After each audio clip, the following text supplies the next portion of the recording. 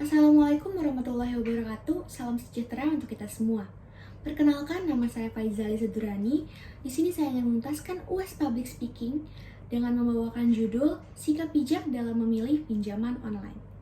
Saya ingin membuka pembicaraan kita dengan sebuah pertanyaan.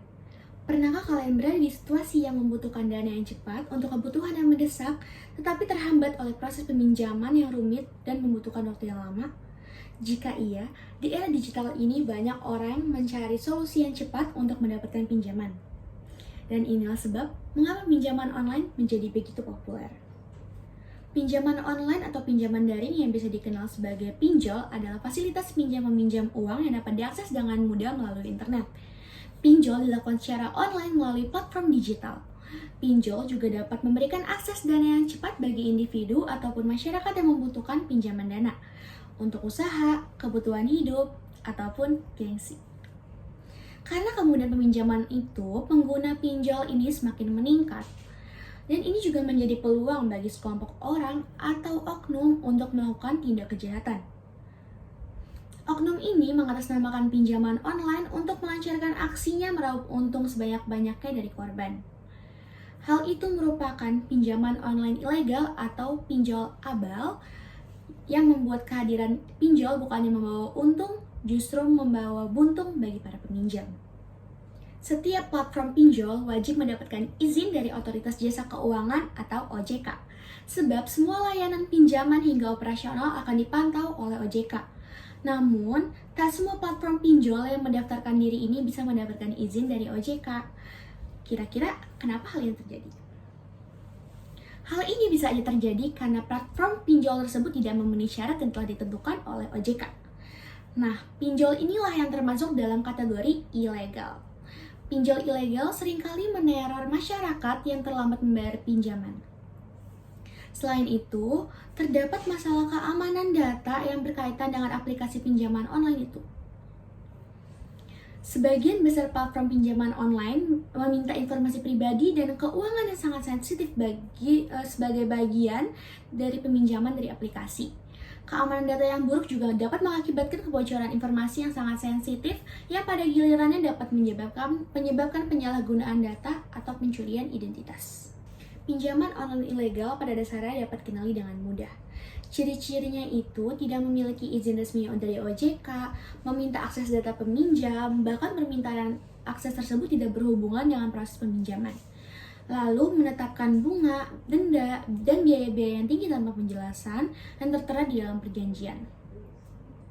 Pinjol ilegal juga bertindak tanpa etika dan cenderung kasar ketika datang waktu untuk menagih angsuran. Kemudian, ciri yang terakhir dari layanan pinjol ilegal adalah tidak memiliki layanan pengaduan dalam sistemnya. Hal ini membuat peminjam atau debitur tidak bisa menyampaikan aduannya ketika berada dalam masalah. Sebuah perusahaan pinjol ilegal juga biasanya tidak memiliki lokasi kantor yang jelas.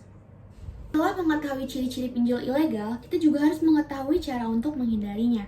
Yaitu pertama, sebelum memutuskan untuk menggunakan jasa pinjol, ada baiknya kamu memeriksa legalitasnya di OJK dan rekam jejak pinjol tersebut apakah bermasalah atau tidak. Jangan tergiur dengan pinjaman berbiaya besar karena biasanya itu akan menjadi bumerang ketika kamu harus mengembalikannya. Kemudian, periksa kembali syarat dan ketentuan yang dibuat oleh pinjol. Kalau misalkan ada yang tidak sesuai dan berpotensi untuk menyusahkan di kemudian hari, maka tinggalkan saja pinjol tersebut. Berikutnya, memastikan bahwa pinjol yang akan kamu gunakan jasanya terdapat di penyedia layanan aplikasi resmi seperti App Store dan Google Play Store. Cara berikutnya adalah dengan berhati-hati untuk mengirim identitas pribadi. Dan terakhir, jangan tergiur dengan iklan di internet yang sangat mencolok dan menjanjikan iming-iming pinjaman dalam jumlah yang besar. Adapun 4 cara untuk mengetahui apakah pinjol tersebut terdaftar di OJK atau cara untuk memastikan legalitas dari pinjol tersebut. Yang pertama, website OJK. Kamu dapat mengakses laman ini dan di situ kamu dapat mengunduh daftar perusahaan-perusahaan pinjol yang legal. Yang kedua adalah WhatsApp OJK. Pertama-tama kamu bisa menyimpan nomor WhatsApp resmi OJK dulu. Lalu selanjutnya buka aplikasi WhatsApp dan buka kontak OJK yang telah tersimpan. Lalu ketik nama pinjol yang ingin kamu cek, misalnya pinjol.com.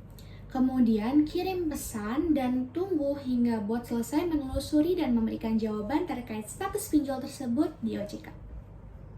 Yang ketiga adalah telepon 157. OJK menyediakan layanan pengaduan untuk konsumen. Lakukan pemanggilan ke 157 untuk cara mengetahui pinjol ilegal dan ikuti arahan operator. Dan yang keempat adalah email. Cara mengetahui pinjol terdaftar di OJK juga bisa dilakukan melalui surat elektronik atau email di sini. Memang kamu sangat membutuhkan pinjaman online untuk memenuhi kebutuhan atau keperluan yang mendesak. Akan tetapi jangan sampai membuat kamu tutup mata terhadap tawaran pinjaman online yang tidak jelas asal-usulnya. Sebab bisa saja kamu terperangkap dalam pinjol ilegal atau abal.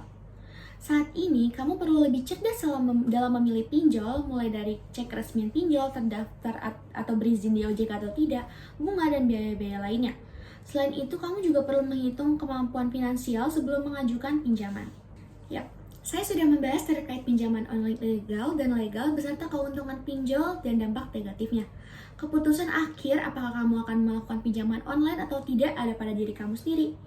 Ingat untuk tetap waspada dan teliti juga bijak dalam mendaftarkan pinjaman online. Saya Faiza Al-Zudrani, pamit undur diri. Terima kasih.